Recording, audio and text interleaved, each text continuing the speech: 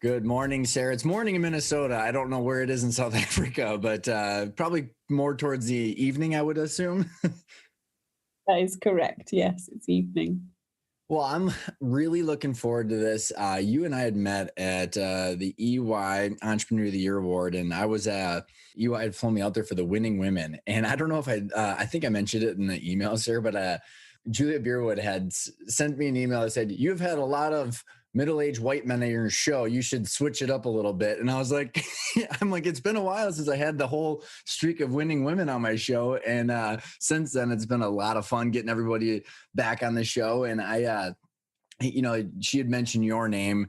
And then you and I were like, oh my God, we actually sat down. I don't know if it was at the concert that night that we were chatting. I can't remember exactly specifically on the event where we had met, but your story is really cool. And it's even evolved since you and I met. And then you throw a pandemic in it. Yeah, it has. So for the listeners that are not familiar with Under Canvas and understanding what glamping is and your story, you're doing some angel investing and just a bunch of stuff that we can dive into, Sarah. But maybe for the listeners, just give us a backdrop on the first business, and what glamping is and how you got to where you are today. And then we can dive into different parts of the story. My pleasure. Yeah, great to be here. Thank you very much for having me. I founded a company in 2009 with my husband called Under Canvas, which has become the US's largest glamping company in the US.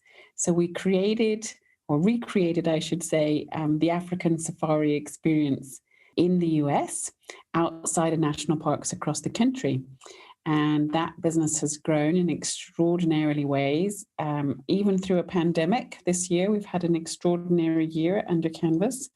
And in 2018, we sold a large chunk of that business to private equity. And I am now on the board of Under Canvas, but off on our second adventure after selling a large chunk of our first company. So there's which is super interesting to hear that you guys are growing like crazy, because you were doing events and there's a lot of challenges with events, but I think you were the intersection of the outdoors and events. So that's not a bad place to live. It was a great place to live this year because with so much pent up demand, with people wanting to travel but not wanting to travel really far, wanting to be outside and experiencing the outdoors in the midst of a pandemic, Under Canvas slotted right into a very sort of great spot for folks this year in particular, with those wanting to get outside and experience nature and visit our national parks and travel, but without going too far from home. So before we go any further, what the heck does glamping mean? And how did you guys are pioneers in the industry too. So why don't you give us the lowdown before we dive into it? Yeah, glamping is a mishmash of a word, which kind of is between glamorous and camping. So it's the idea of glamorous camping, which really means luxurious camping that's got real beds, hot water, showers, flushing toilets, nice fancy sheets, furniture in your tent. So it's this idea of experiencing comfortable camping that isn't any work. It's a bit like staying in a hotel room, but it's a beautiful tent instead. Oh, so Sarah, I had texted my wife your guys' website, and I said, I'm interviewing Sarah in a little bit, and she goes, all she could think of, because we've been campers most of our life. I've been with her for 15 years, and she goes, it reminds me of that Jim Gaffigan's scene where he talks about camping. You ever seen that, Sarah, where he's talking about you ever heard of a happy camper? There's no such thing. Yeah, indeed. Well, my campers are usually very happy because they're living it up a little bit more than you normally are when you're camping. How did you guys come up, you and your husband, where were you? How did you decide to become an entrepreneur? Was it an accident? Give us the origin story of the business. I think it was a divine accident, actually, because I spent my early 20s in Africa, and I'm back in my 40s now, back in Africa. But in my early 20s, I worked for an NGO, fell in love with Africa. And after a few years of working for nonprofits, I met my husband, an American, and we traveled back to Montana. And Montana reminded me so much of the big, wide open spaces in the bush in Africa. And we had this crazy idea. We were already thinking about, having worked for nonprofits, we were very passionate people with thinking about, how do we change the world? How do we move the world forward? How do we make the world better? And so we'd spent 5 years of our lives working for aid organizations and really not making as much progress as we would have loved to have made, and driving as much change and impacting lives as we would have loved to have liked. And it really sent us back to the drawing board. And so when I say it was a divine accident, we stumbled on this idea that business could be a vehicle for good, and that businesses could drive change in the world. I mean, the great thing about businesses are all about solving problems. They're innovative vehicles for solving a problem, and solving a problem in a sustainable way, because you have to drive profits. And so we went back to the drawing board and thought about, okay, if this is a vehicle for changing the world and making the world better, we ought to learn something about going into business. And when I arrived back in Montana with Jake, I fell in love with Montana in many of the same ways I'd fell in love with Africa. And we decided, why don't we try and bring a little bit of Africa to Montana? And so we started our business with a very small idea to see if we could recreate the African safari experience in Montana, which was where we started just over 12 years ago. So super cool, because I want to get into maybe a couple of different things here, and we can, go whatever direction you want and kind of loop it all back. It'll be a lot of fun. One is I want to get into the business model and how you guys grew so fast and how you guys continue to pivot and evolve just as you guys were looking at the industry. But outside of that too, just as a theme, Sarah, what I think is so cool is I was looking at, and maybe you can give a little bit about some of the, the startup stuff that you're helping with Enigma Ventures and what you're doing there. But Sarah, there's this thing that I've been really just passionate about over the last couple of years, conscious capitalism. And back in 08, 09, when you guys were doing this was not really even a thing. Because when I read that book about business being a vehicle of good and everybody makes more money with all the stakeholders, it's like, oh my gosh, it's a thing. And so this theme of conscious capitalism, whether you articulated it back then at that or not, with Under Canvas, what you did, and then how you aligned those, the business and the good that you were doing. And honestly, like, just to kind of give you the whole theme, Sarah, why I'm so intrigued with this interview is that so many times when people start with a mission, like with what you're talking about, the end result, they end up having to sacrifice because they didn't know how to align their big why with the liquidation event of the business. So, like, does that make sense? That bigger overall theme? Oh yeah, it gives me loads to talk about. How many hours have you got, Ryan? Yeah. Trust me, like, if we need to make this a two-parter, I definitely will, because it's such a passionate topic of mine, Sarah, that it's not just about the financial, because of all the why that you started with. Staying true to that, it's just so hard along the whole journey. Yeah. Well, I think the reality is nobody really ever goes into business to sell a business. You go into business to solve a problem. And that's really, the journey that we started to go on, was how do we solve a problem? And the problem that we wanted to solve was, how do we do development sustainably? How do we allow people, and how do we create access to the great outdoors and allow people to experience incredible, beautiful, wild places and not destroy them at the same time? And so how do we think about being environmentalists and doing tourism, and being in the hospitality business? And how do we marry the things that we love and are passionate about? And so that was the very beginning of a journey for us. And the great thing about being in business is it's a journey. Nobody quite has extreme clarity on where they end up. But I love the idea, and you expressed it so well, is that your why and your purpose and the vision that you have defines, or should define, what you build. And if your vision is purely just to make money, it may work, but I don't know that it's really, when there's no heart and soul in something, when there's no passion, when there's no mission, when there's no vision for moving us on, changing up the world, solving a problem, making the world better for many, not just the few. I think the challenge of doing business like that is it's really short-sighted and makes your business very inauthentic, which these days is a big problem in doing business. And two, it's not very satisfying at the end of the day. So when you can marry solving a problem that you care about and that it's meaningful for you to solve it, and you can build a sustainable solution, i.e. build a profitable business, that's a very big marriage made in heaven. And it's the opportunity to do something great at the same time.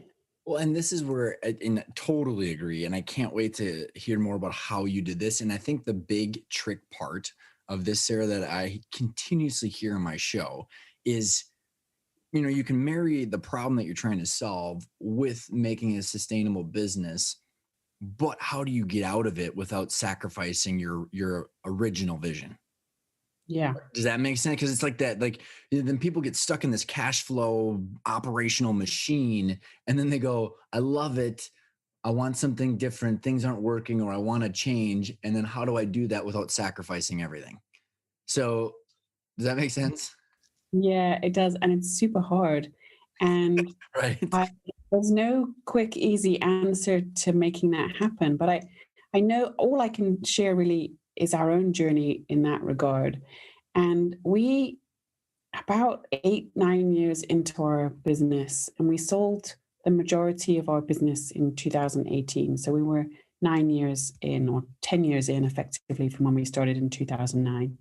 And for the last sort of few years, towards the end of our business, we were starting to think about, if we had some capital, what would we do with it? And we started to think, it allowed us just to start to dream another dream, really, and solve another problem and think about what was next in our own journey. So the focus of our own journey was not really about the capital. It was about following our own sense of, what's the next piece of our puzzle? What's our next dream? What's our next big vision? And is doing more of what we're doing here, and are we best utilize doing more of what we're doing right now? Is there another level to take this business to that it requires us? Or is there something more? And both my husband and I, who were in the business, felt like there was something more for us. And so we started to dream about that. And we started to dream about some of the problems that we're trying to solve now. And my own journey with Under Canvas very much informed what we're doing now. And my own journey as a female founder was a really crystallizing next piece of our journey. Because what I found the year we met, actually, Ryan, in 2017, was the first year I started to think about putting outside capital into our business so that we could accelerate our growth. And I had raised funding that year and done a great deal that year to put capital to the business to help it continue to grow and increase our vision and expand our footprint across the country, which was a fantastic enabler for growth in the business. And my journey with raising capital had been an excruciatingly painful one. And we all know the statistics that less than 2% of female founders receive the venture capital funds that are distributed in the US every single year. So my journey is becoming one of those 2% of women who was able to capitalize their business. Was a very, very painful, difficult, frustrating journey. And obviously had a lot of no's, a lot of negativity, and a lot of people just not getting me or getting our business. And I realized I wasn't part of a big club. I wasn't part of a network. I wasn't part of a group of people who knew how to get this done, who knew how to make this happen. And I was having to learn the hard way of what it was going to take to get people to take me seriously and to take my business seriously and put some capital to work. And I just realized at that moment in time, there's something wrong with the way this works. it's not equitable, it's not right, and it's not really based on the merit of great ideas and great businesses. It's really based, if I'm really honest, on who you know, maybe where you went to school, and who you've got connections with, or could your connections have connections with. I didn't have any of those things. And it was a real disadvantage. It took me 18 months longer than it should have done to have raised capital. And what I found when I encountered the industry was that it, A, was full of white men, B, also full of folks, let's say, who I wouldn't necessarily choose to be my best friends. Yeah, for And sure. so Yeah, Wall I Street's totally a get harsh place. And I found it really brutal. And it just made me think, there's got to be a better way to do this. One, this isn't right. And there should be more women in this space, which started a cacophony of thoughts for me about what my next role in life might be. And thinking about if we were able to have a successful exit at some point, that I'd love to get in the ring and be a female investor and champion women getting funded and champion helping women get connected so they don't have to sit on the outside of the party, but get in the ring and play the game with the big boys, because we're capable and we build great businesses, and we may build businesses that look different than typical venture capitalists will fund, but that doesn't mean they can't be very valuable. They can't do amazing things to move our world forward, and that they can be brilliant in their own right. So I don't know what question that really answers, but I think today,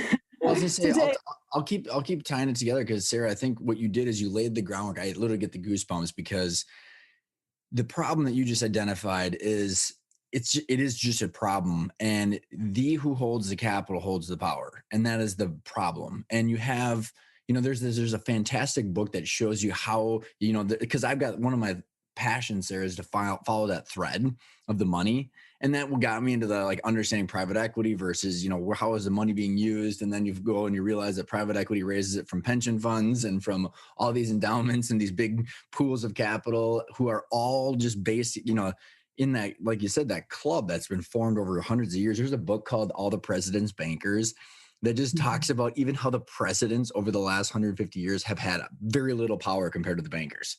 And you're just like, oh, okay, so this is truly how it works. But to loop it back, what I find so intriguing, Sarah, is that not only were you you're trying to find the 2% or be part of the 2% to recapitalize, raise money, and liquidate some of your holdings in your business, while also staying true to your original why, right? So like you're going after a small sliver while also not sacrificing your soul. And I think that the world is just ready for this. Hey, it's not just Milton Friedman who we're going to optimize for all shareholders. We're going to make good, right? There has to be some sort of purpose behind this. And how, now that you've had both sides of the spectrum of like the owner operator, and now you're in the world of, deploying capital, maybe go back, and because I think some context would be super helpful, because I think the passion of what you're doing now, I want to end with that because it's a real thing. But I think if we tell part of the first part of the journey, it'll lend some insights of why you're so passionate about the challenges that you went through.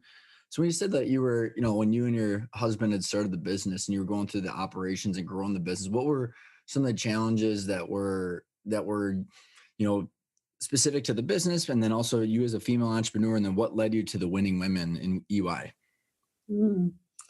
Yeah, the challenges with growing any business are always unending. I mean, there's no business on the planet that doesn't have challenges, for sure.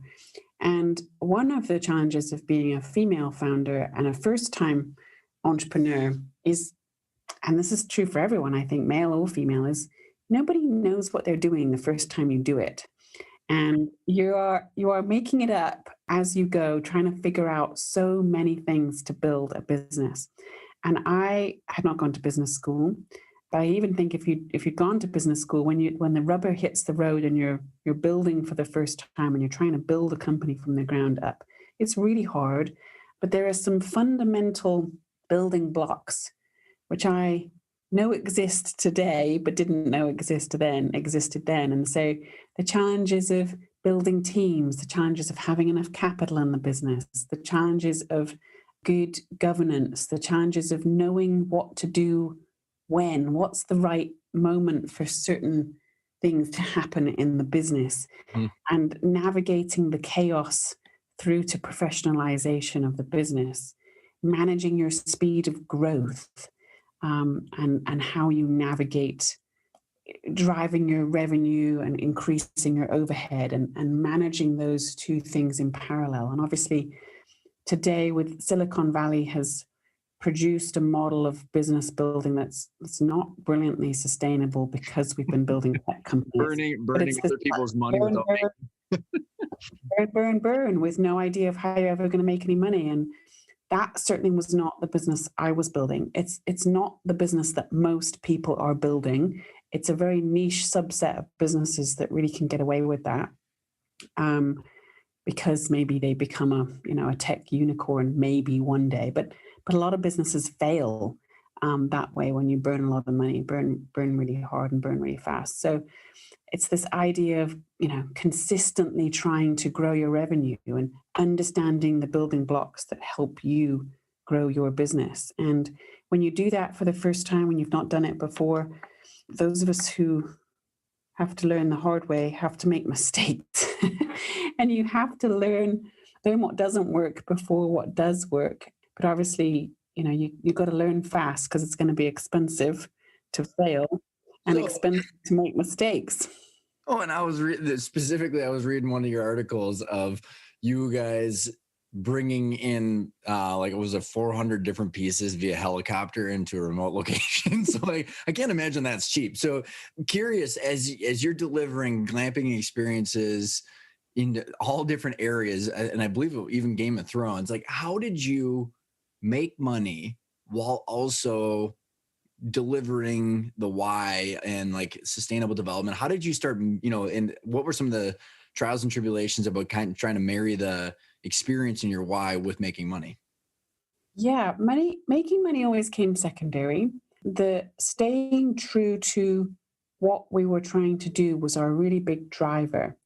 And then thinking about delivering.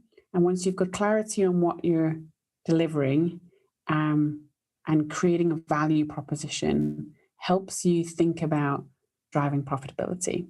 So we were really clear on who we were, what we did, and what we were great at. And we weren't trying to be great at a million things. We're trying to be great at one thing.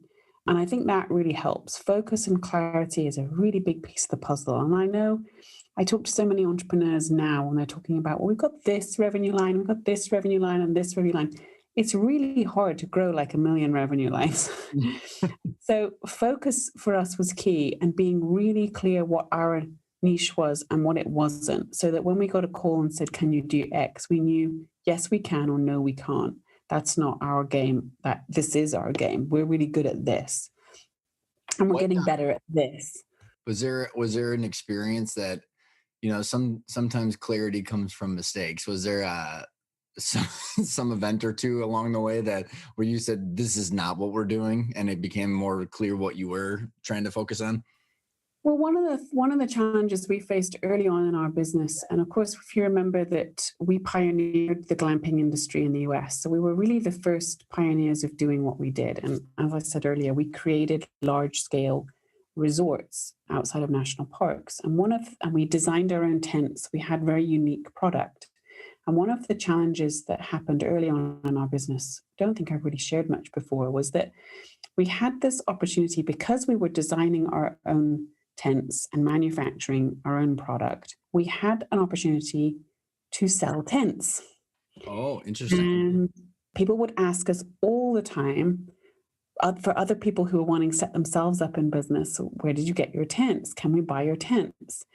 And it was really tempting to create another revenue stream for our own business, which was selling our own product. But we realized really early on in our game and we sold a handful of tents in the very early days of our business. But we realized really early that if we sold tents, if we allowed selling tents and making and selling tents for other people to become glamping operators, we would lose the very unique thing that made Under Canvas different, in that our tents are iconic, in that nobody has tents that look like our tents. So if you stayed in Under Canvas camp, you will have the same tents, the same experience, whether you stay in our new main location that's opening up on Arcadia in July 2021, or if you stay in one of our first camps that opened in 2012 in Yellowstone, for example. And so we face this choice. Do you just try and create cash because you need cash? Or do you think about the brand that you're building and what you want to be known for? And we decided we didn't want to be known for being a tent manufacturer. We wanted to be known for our iconic resorts that enabled families, individuals, friends to come and experience and be outside in the great outdoors in comfort and style. And we wanted to create access to the outdoors more than we wanted to sell tents. Mm-hmm. And so our mission drove the business that we allowed ourselves to get into. And we knew that we'd create a more valuable company if we built a great brand and we built a great product than if we sold that particular product to anyone who wanted to buy it. So it was a very unique decision for us, but it certainly meant it was a very defining decision for us in terms of building value in our own business, and that we understood that the value of our business, yes, is driven by our EBITDA number at the end of the day, but it's also driven by the power of our brand and what we were building and therefore what we were selling. And that was a very key decision for us. So couple questions. So building value, I'm trying to figure out which way to go here.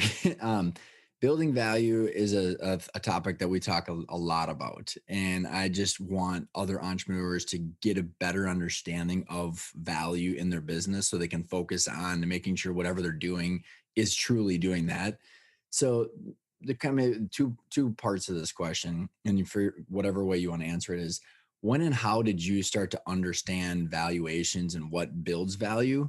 Because like you had said, a lot of us don't start a business to be in business. We started to solve a problem. So this is kind of like a minor thing that we all, not minor, but it's a thing that we're like, oh yeah, we should probably understand what this is worth. So that's one question. The second part, Sarah, is, you talked about your mission and the temptation to sell tents and what you decided to be, true to your mission. How did you align that with the eventual buyer? Because what ends up happening, I've interviewed hundreds of people, Sarah, that they're like, they had that original vision and mission like you talked about, but when they sold, they didn't realize that the buyer all of a sudden was going to sell tents on Amazon. You know what I mean? Like there was just this aha or gotcha after the fact. So maybe, again, two parts of like understanding value, and then how did you align your why with the journey of raising capital? Yeah, let me start with the first part of the question because it's easier to answer. I guess the quick answer is and there was a really good example that happened this year. There was an article that was out in the midst of sort of the height of the pandemic and all the airlines were grounded. And there was an article, it was either about United or Delta, I can't remember. I think it was United, but it was talking about, they were recapitalizing the business. And they had recapitalized the business on the back of their loyalty program. Oh, yeah. And they defined, you probably saw it, but they had defined the value of the business was really not about flying people from A to B every single day. It was really about the loyalty that they had driven through their loyalty program. And they had just raised a whole bunch more capital on the back of, they have X number of people in loyalty program and had valued it that way, which was mind-blowing for me, even again, having understood how businesses are valued. But what it said to me was really know the business that you're in. Mm-hmm. And really, because value can be defined in a million different ways. And it's up to you, the entrepreneur, to sell to whoever you want to sell to define your own sense of value and understand what really is valuable to someone else, because that's all evaluation really is.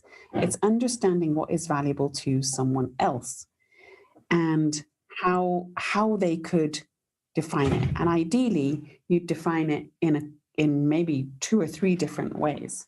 So for me, the first part of the question is really understand the business that you are in. And United very cleverly, forgive me if it was Delta, I can't remember, but they really cleverly understood the business that we are in is creating loyalty and points around traveling. And it's not just about getting people from A to B. And so when you build a company, you have to start thinking about what could be valuable to someone else one day. Is it my customer basis? Is it an experience that I sell? Is it a product that I sell? Is it names and numbers? Is it what is the heart of what makes us valuable to someone else? And the tech companies understood this a long time ago, which is why they can get away with not being profitable so much of the time, because they understood, Facebook's the classic example. We understood what makes us valuable is our ability to market to millions of people around the world by putting ads in front of them every single day, and our capacity to do that. And so there's so much in there about understanding the power of your own brand or your own company and who it might be worth something to. And when I thought about my own brand, we thought about there's power for us, there was power and value in being the leading dominant player in a brand new market. So there was value connected with, we are the pioneers in this space. We have created this market and have demonstrated that people would like to go and sleep out under the stars in amazing tents and have great experiences. So we started to think of ourselves as an experience company, outdoor hospitality company, not just a hotel, which is very different than thinking we're just a hotel and we have room nights to sell. That's my product, effectively. Or we started to think, right? Or tents, yeah, exactly. Or sell tents for other people to put room nights up. We started to think about, we're an outdoor experiential travel company, and we create incredible experiences for people in the outdoors. And that's what we do. And that's the power of my brand, which creates enormous value and enormous opportunities to think, that other strategics, other companies might want our ability to do that for them. As you're going along this journey and things are working and you're starting to re-envision what the business could be like, where did that process start? What was the kind of the new, there's like a new thought in your mind, a seed that got planted that you can't stop thinking about, that led towards that next phase?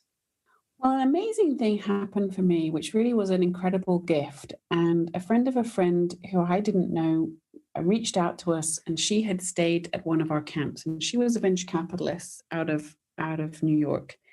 And she had let me know that we had a potential competitor up and coming, nipping at our heels, and that he was out raising capital in New York, and had heard his pitch, but she had stayed with us and had an incredible experience.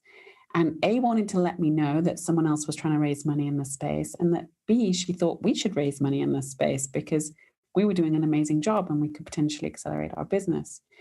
And I remember, when she reached out to me, I had no clue whatsoever what venture capitalists were looking for when they wanted to think about what might be an investable business. And she explained EBITDA to me for the first time ever. So I'm glad you brought that up. Suddenly understood that there was a metric, a financial metric that was interesting to venture capitalists. And she explained how you arrived at that, that number, and that it wasn't just your net profit number. There were things that could be removed out of your normalized. Yeah, exactly. So that was a whole revelation to me. And, it was like, gosh, it was like being given the keys to the kingdom almost. Like suddenly you understand the rules of the game and how you need to present information to make other people interested and what kind of metrics might be important. So that was revolutionary. And then she told me something even more revolutionary, which was like venture capitalists are looking for 10x on their capital. I was like, what? What do you mean? How does that work? She said, well, if I invest $1 today, I want to see that it's going to be worth $10 in, 5 years' time or whatever. And I was like, wow, okay.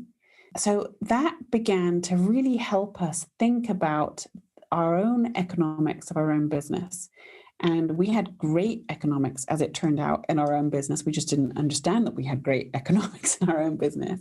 But we started to think about return on capital, the ROI on capital, and thinking about, all right, if we're going to grow and scale this business, how much money could you put in with understanding what the metrics might be for thinking about a return? And could I show clearly through my forward-going projections that a return might be possible?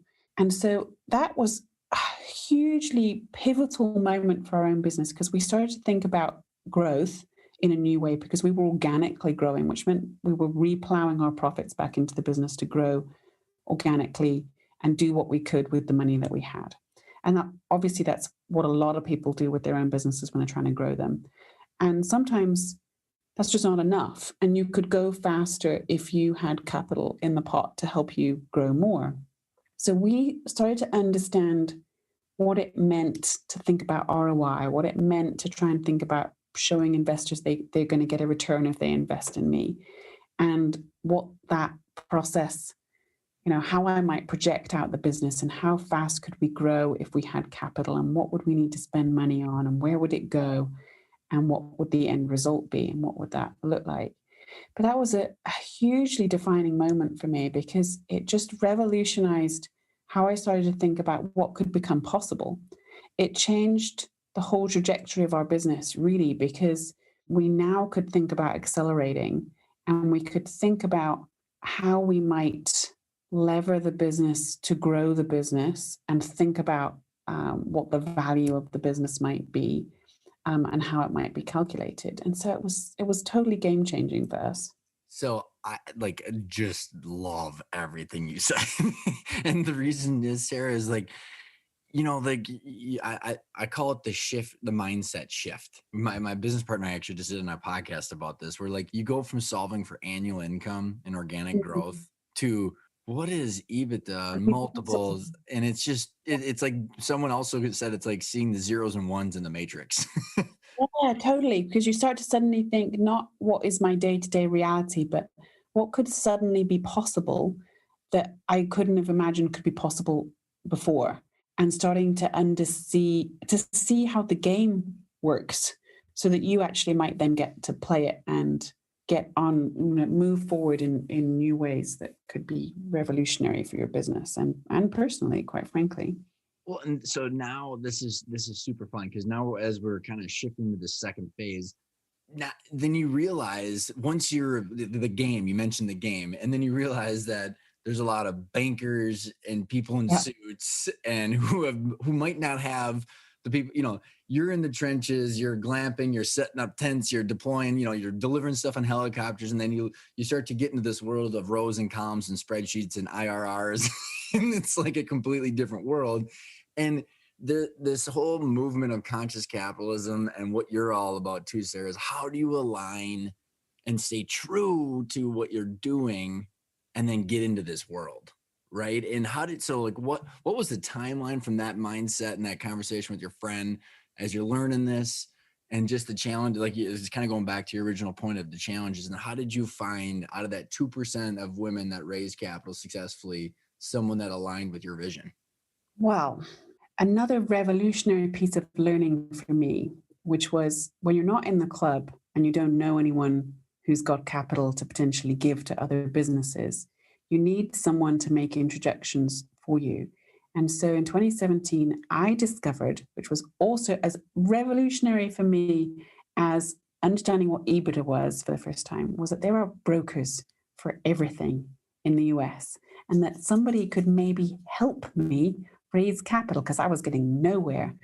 And so I was introduced to an amazing broker who introduced us to the first lot of capital that we ended up taking on board in 2017, who helped us think about what the right kind of capital might be for our business.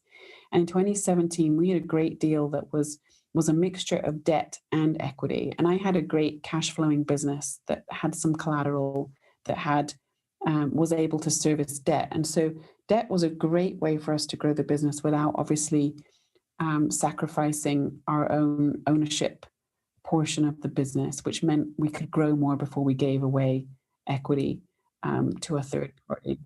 And that in itself was hugely helpful because it meant there's not one way to put capital into a business. Putting capital into a business is usually and should be, really exponential for the business's growth because it can unlock things that you can't do organically with slow capital.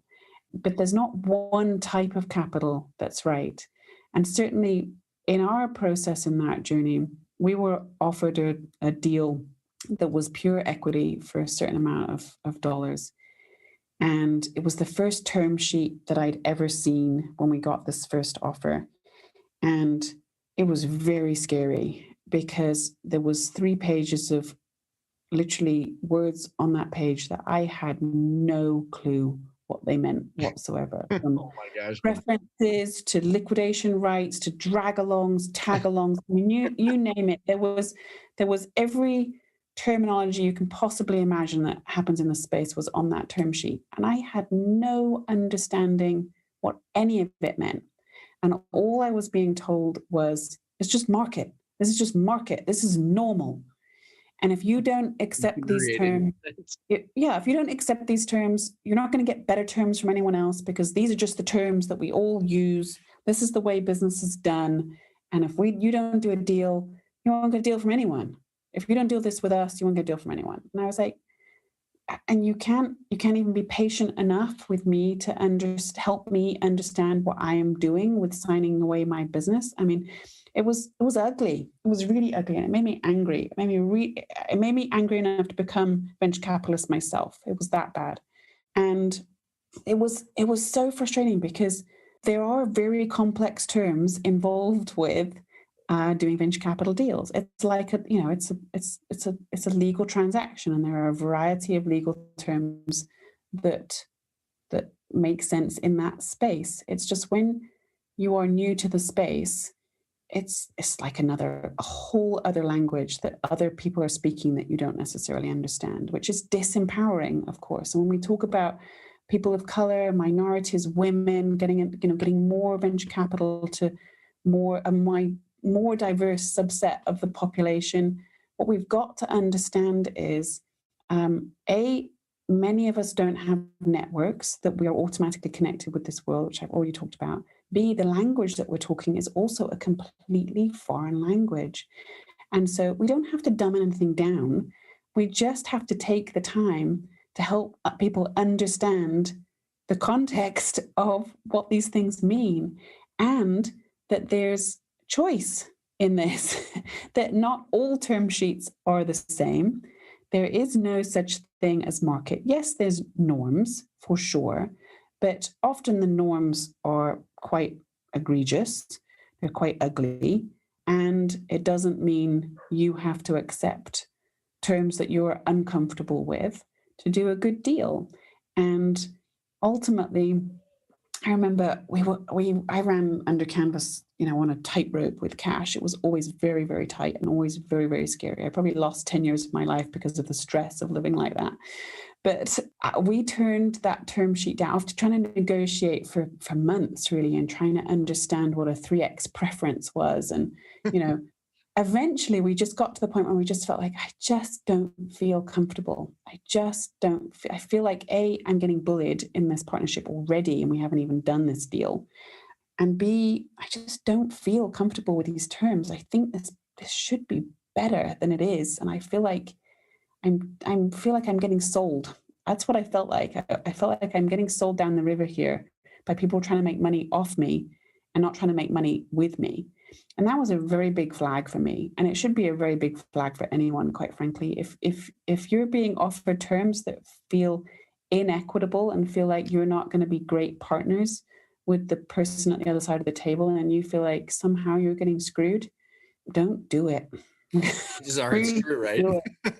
Yeah, because it's like getting married, unfortunately. I mean, it's that intense a relationship, and you really don't want to be married with somebody who doesn't see you as an equal, one, and two, who you feel like is just trying to get one over on you, or do what they think is right for them to win. And that's very common, unfortunately, in venture capital, is venture capitalists expect to win. And of course, because you're trying to make money, I mean, that's the Win name by what? And who and but what is win at what expense? And that's a very big challenge with your question, Ryan, which is about how did you not lose sight of your values or your vision or what you're trying to do at the expense of trying to get money.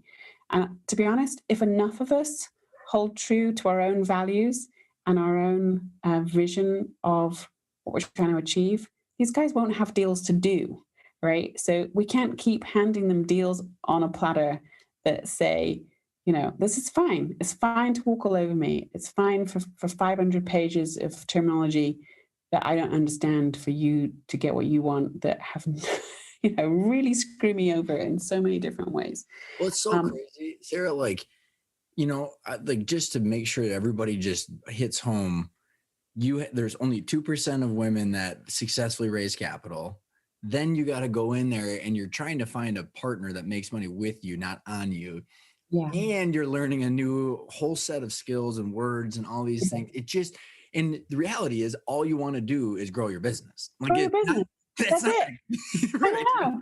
All you want to do is stay true to the vision you've got and grow your business. And yet there's a whole pile of poop that comes with this area. And it's so stressful and it's so hard. And nobody tells you how this goes down. And it's super tough and super, it's eye-opening having gone through it. And, our own decision at that moment in time in 2017, it was like, we might go out of business if I don't put money in the pot.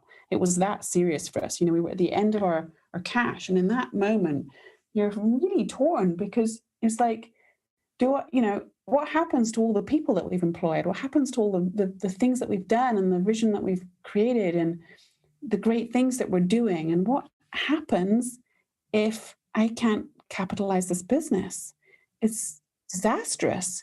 But yet here you're facing terms you don't like, people that you don't necessarily like, and feeling like I got to put money in this business. And then you're faced with big, hard, nasty choices, which neither of which seems good. And we chose at that moment in time, like, we just don't feel good about this deal. This is not a deal we can do. And we pulled the plug. And that was ugly. Yeah, I was just going to say, so what was ugly about it? I was told at that moment in time, if I didn't do that deal, I would get blacklisted and I would never raise money from anyone because they would put the word out that I was not playing by the rules. What a crap. Yeah, exactly. But it was just bullying, basically.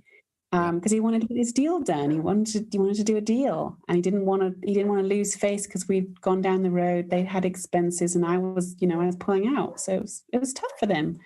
But if I was clear about not doing the deal before that moment in time, I was certainly really clear after that moment in time, because I was like, there is no way I'm now doing a deal with you if you're going to behave like this towards me. So it was like, if this is the end of my business, so be it. I am not doing business like this, and I am not going to live like this. And that was, I went back to my people and I told everyone what I had done. And I stood up at our town hall, and we were probably about 20 people at the time. So we were still really small, my full-time staff, not my operational team, but my full-time sort of corporate overhead staff. And I told them, and I said, we're really close to being out of money, but I've just turned this deal down for $7 million, which would have put cash in our, bank account. But here's why. And what it did was it completely galvanized for me the values that we have in our business. And it was a really catalyzing moment because we realized things about who we were, how we were trying to do business, what we cared about, and what was the soul and heart of our business. And that's a really powerful thing, because if you can find the right partner who allows you to be who you are and the soul of your business to stay intact, that's gold dust right there. I mean, that's a magic formula if ever there was one. And it just helped me understand this business has soul. I have soul. I care. And I care about the kind of deal that we do, and I care about how I'm treated, and I am respecting myself enough to not have to bow down to that kind of craziness, because really that's what it is. What did I do? I cried for a while, actually, Ryan, if I'm really honest, because I was distraught. I was really distraught by it. And I cried in front of my team, and I'd never done that before. And, that's another reason, men will say women should not be great leaders, just crybabies. So I was like, it was so emotional. It was such a terrible time. But you know what? We went back to the drawing board. We found someone to help us. As I said, I found a great broker at that moment in time to help us find the right partner. And then we talked to them about what our goals really were, what kind of capital might be good for the business, how much equity we wanted to give up or not give up, and what we were trying to achieve, long term, where we were trying to take the business. And he went out then and shopped his own network and thought thoughtfully about who might the right partners be, what kind of capital might be the right kind of capital. I shared my experience, so he knew he couldn't go to the hard and fast Wall Street guys, and he had to be more creative with how we put money in the business. But that process took us another 6 months. Amazingly, I friends and families, and I begged, pleaded, borrowed from the bank, and anyone else who would listen to help tide us over while we went through this process to keep us alive. Which we did, which was scary and hard, but we did it.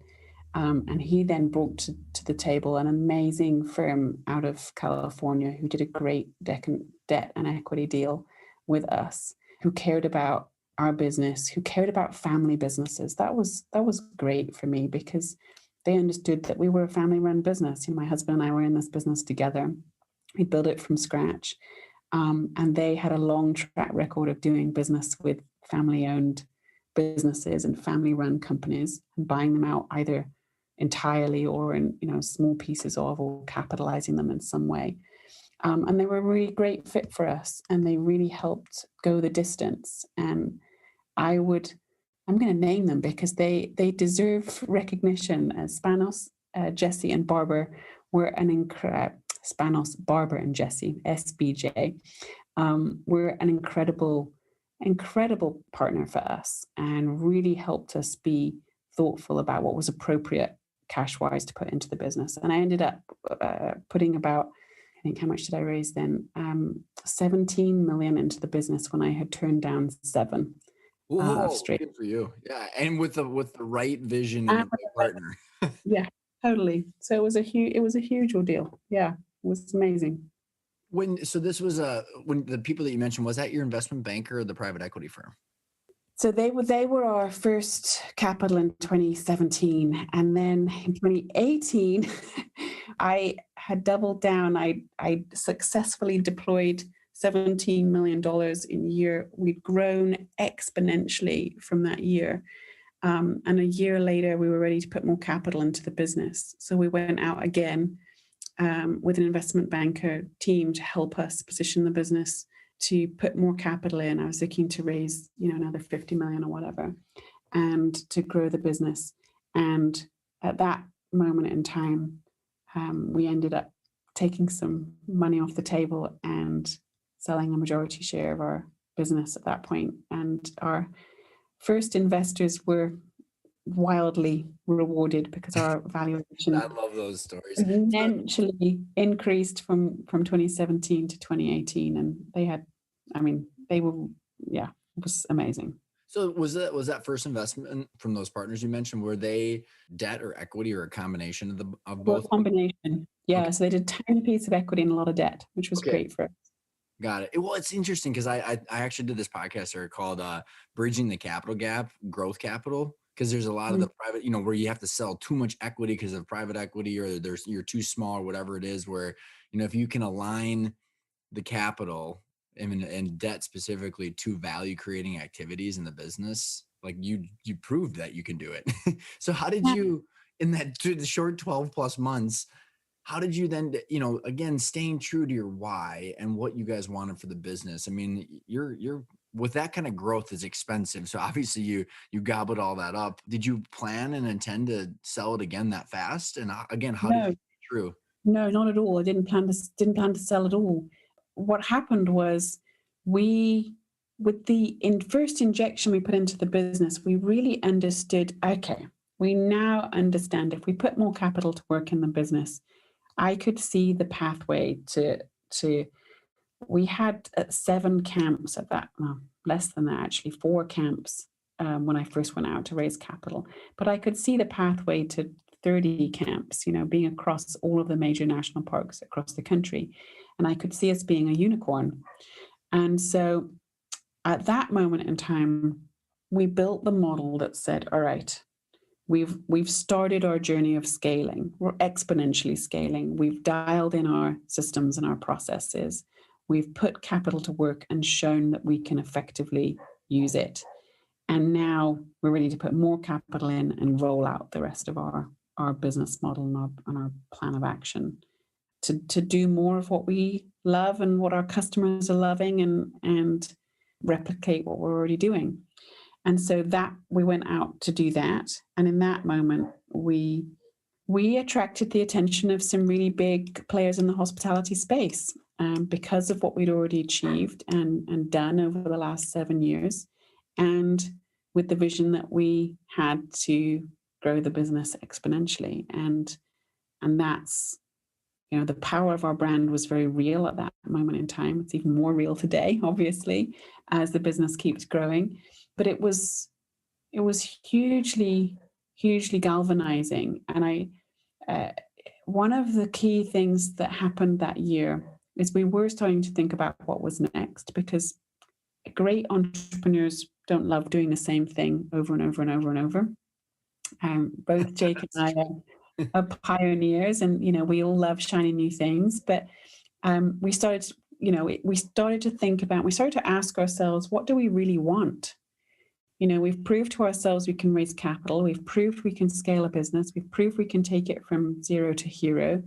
What do we want? What's really important to us? And as we started to have conversations with big hospitality players, we started to think, well, actually, it's important for us now, having sweated so much over the last decade and had so much stress. We'd like to take some money off the table. And we'd like to think about our next endeavors while still seeing this business do what we believe it can do.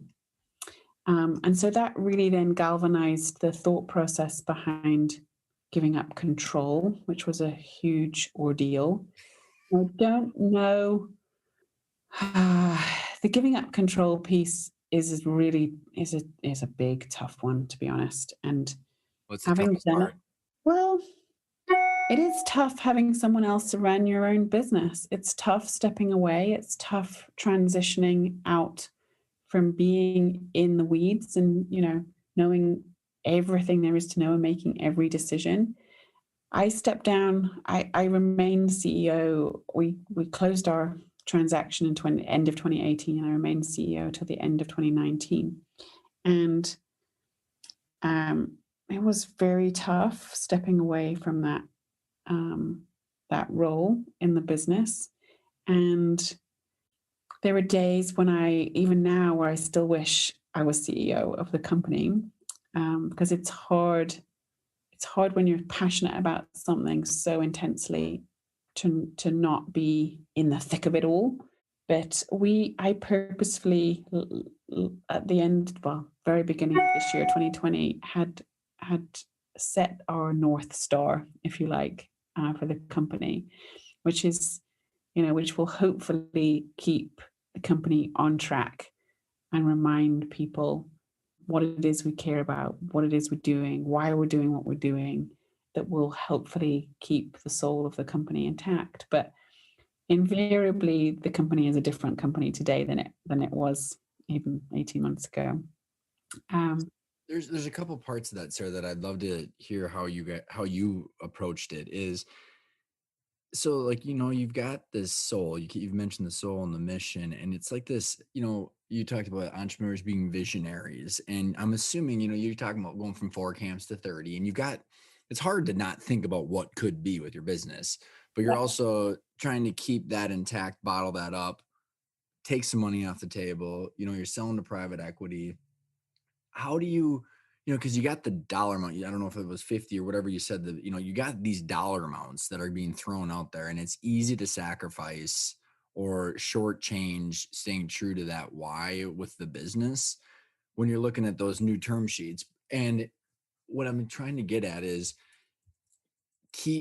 what did you go through to see if that new PE firm is going to stay true to your vision of what you wanted for the business, not sell tents, not become the next Marriott where all of a sudden you're destroying the land that you want? You know what I mean? Like, there's so many things that could happen the moment that someone becomes the owner of your business. Yeah. And also, I don't know, with this private equity firm, the fact that they have a date in time that they're going to have to sell this business unless they did something unique.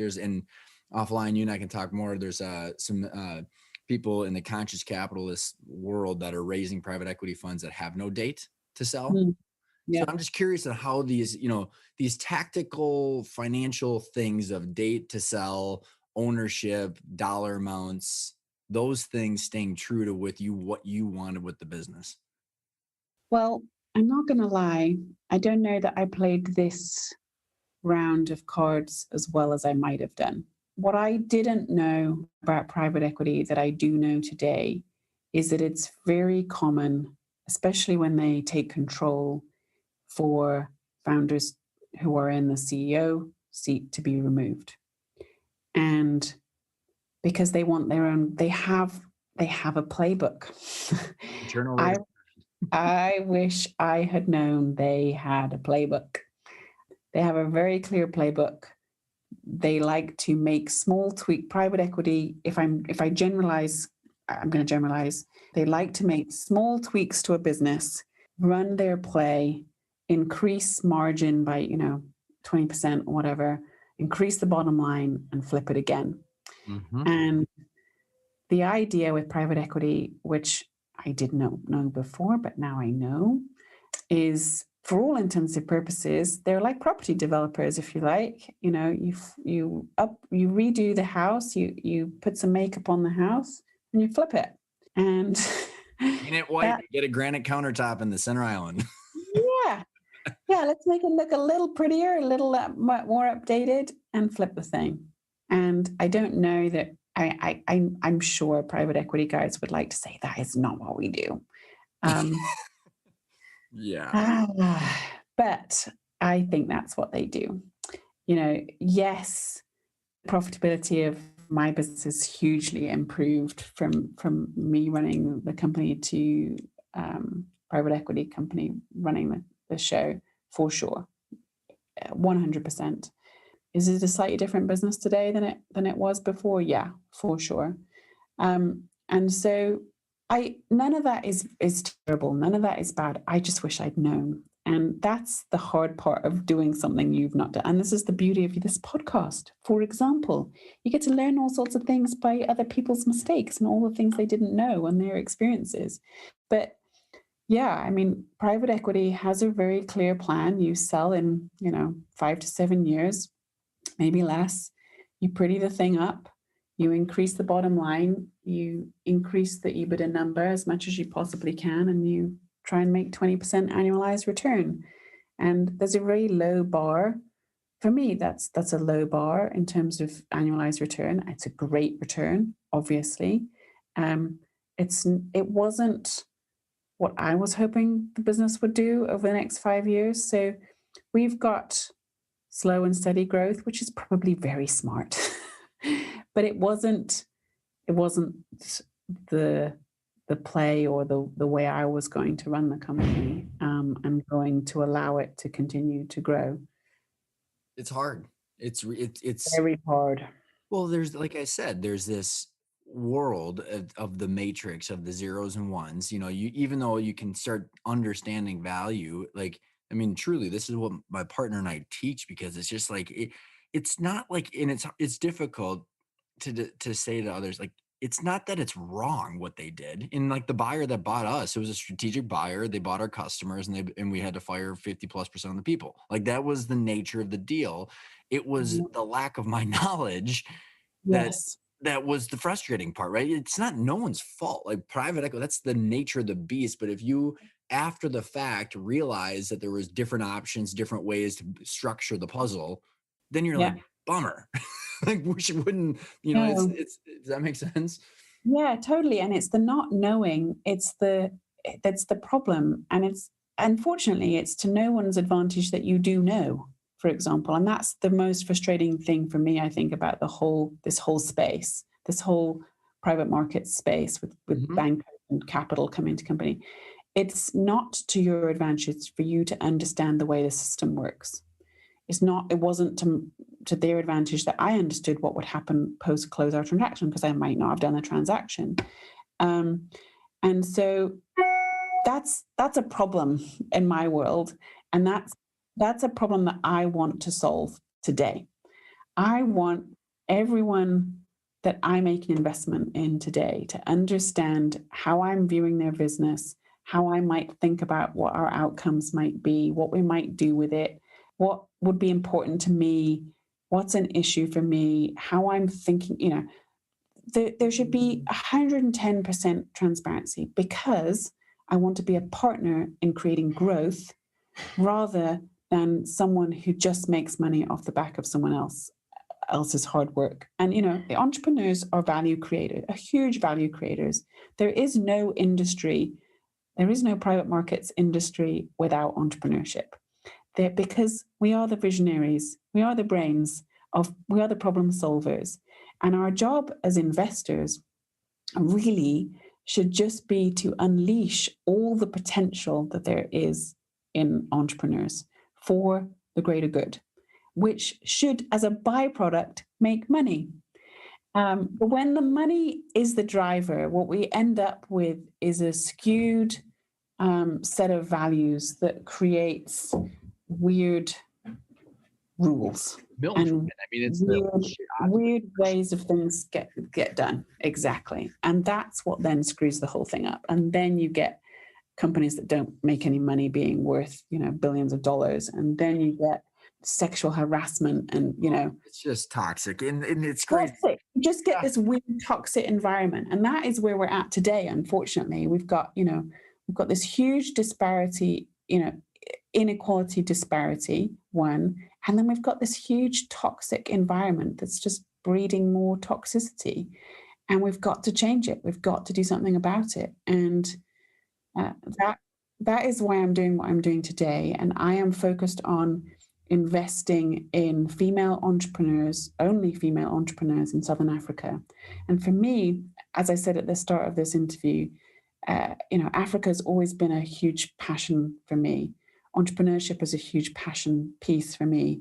Female entrepreneurs knowing how to play this game is a big, big piece of the puzzle. But we've got so much inequality around gender, race, and geography. Mhm. And as you so eloquently put it, where the money is going is where the power is flowing. And it's affecting the world that we're building and that we're creating. And if we want a different world, if we want a world that is more equal, if we want a world that is creating a better place for many people to live, not just a few people to live, if we want a world that exists in another generation's time, because we haven't destroyed it because we've massacred, our climate, we've got to invest differently. Those who've got money and the power today have to invest it differently, and we have to think about the constructs within which we're playing and what we're doing with how we're building. Because if we don't change, if we just keep propping up the system as it is today, the pandemic and crisis, and Trumpism of the last 4 years and polarization that we've got in our world today is just the tip of the iceberg. It's not the end of it. It's just the beginning. And that is pretty doomsday. But I'm actually very hopeful because there's conversation happening now in the world like there's never been happening before. But we've got to do something different. You know, the definition of insanity is you keep doing the same thing and you expect to get a different result. And it will be insane to expect we're going to end up in a different place than we're projected to end up in 20 years if we don't do something different. And that's what we've got to do today. And what's interesting is the things that I'm reading, Sarah, that, you know, there's a Ray Dalio. I follow him a lot. And he's got a new book called The Changing World Order that talks about the long-term debt cycle and where we're at with our country and the globe. And there's this world with the nature of the long-term debt cycle is you almost are in this wealth extraction. And if you have, I mean, private equity is double the size of public markets at this point. And they're, you know, you talked about entrepreneurs create value, and then it can't just be value extraction afterwards. It has, and the motives and investment theses of these people deploying capital are going to drive what happens to it. And you and I were chatting on LinkedIn, and one of your articles you posted about what you're doing is this, I think it's called the prosperity paradox, where they talk about the pull, where like by capitalism, conscious capitalism, going and investing in different areas, you create an ecosystem that creates cash flow and value and infrastructure. And it's not like, it's so crazy where like, if you're truly the greediest human being on the planet, this is something that should spark your interest. So hopefully we're at that tipping point where people are starting to realize that, because I think that's where you start to really get the momentum going. Yeah, that's what I'm hopeful about. That's why I'm hopeful that 2020 is a catalytic year that creates change on so many levels. And I'm hopeful that it's a turning point. I am hopeful that it is a great reset, as the World Economic Forum have tried to coin it. But that's what I want to be a part of. And I want to be a part of creating wealth for many and building a better world for all of us. Because if we do that, that's what we'll get. If that's what we build for, that's what we'll end up with. So how are people supposed to get in touch with you, as whether they're looking for some insights, understanding the different phases of their journey, looking for capital, looking for just help? How do you find yourself online and the things you're doing? Yeah, you can find me on LinkedIn. My venture capital fund that we've formed and started last year is called Enigma Ventures. And you can find us at Enigma Ventures online on Facebook and on LinkedIn and on our website, enigmaventures.com. And you can find me personally at Sarah Dusek. Sarah, one last question. What does the word intentional mean to you? Oh, great question. Intentional means having clarity about what you want, what you're trying to do, and why. Because if you can understand those things, you can make them happen. And then you can be intentional about seeing the things that you dream of becoming reality. Thank you so much for coming on the show. This has absolutely been a blast. It's been my pleasure. Thanks so much for having me, Ryan.